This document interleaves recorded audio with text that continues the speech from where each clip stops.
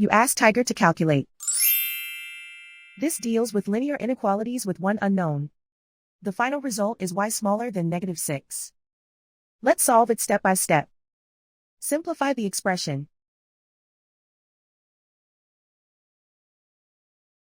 Isolate the y. Multiply both sides by 3.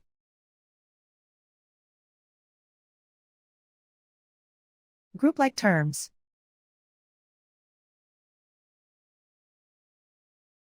Multiply the coefficients.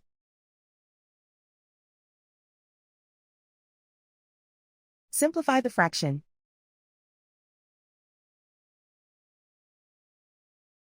Simplify the arithmetic.